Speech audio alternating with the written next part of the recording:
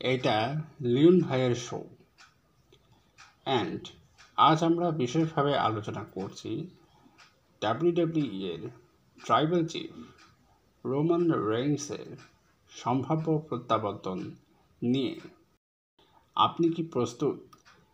আমরা যাচ্ছি সামারস্লাম এর দিকে চলা সেই অগ্রযাত্রা। কি ঘটেছে?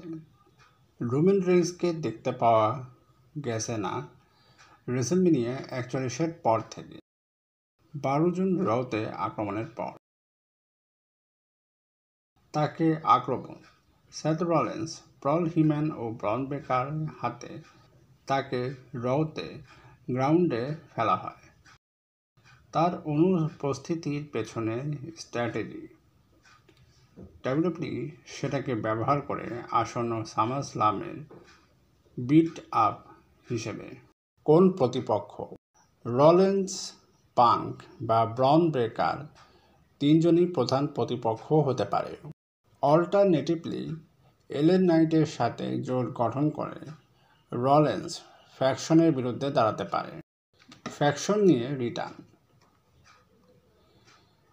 জিলা ফাটু ও রিকিশিকে নিয়ে নতুন এক সামোয়ান সুপার পাওয়ার দল তৈরির সম্ভাবনা। অন্য মিডিয়ার প্রভাব। স্ট্রিট ফাইটার সিনেমা আগস্টে অস্ট্রেলিয়াতে শুরু হতে পারে। এতে ডাব্লিউডাব্লিউইতে আবার একটি ব্রেক নেওয়ার সম্ভাবনা। নেটফ্লিক্স এবং স্ট্রিমিং। ডাব্লিউডাব্লিউইর প্রধান শো এখন নেটফ্লিক্সে রেইন্সের রিটার্ন পাওয়ার মঞ্চ হবে এখানে, এবং এই রুস্তা আন্তর্জাতিকভাবে নিয়ন্ত্রিত হবে। তোমরা কি ভাবছ? রোম্যান্সের প্রথম ফেস হয়ে সামারস্লামে কে হবে তার প্রতিপক্ষ? সিঙ্গেল ম্যাচ, ট্যাগ টিম না বা 2 রাত্রি কভার? নিচে কমেন্টে জানাও এবং ভিডিও ভালো লাগলে লাইক আর সাবস্ক্রাইব করতে ভুলিও না।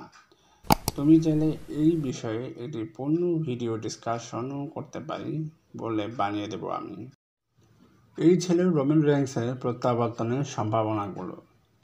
রেসলিং চলবে, লিওনের বিশ্লেষণে আলোড়ন উঠবেই। পরে দেখা হবে।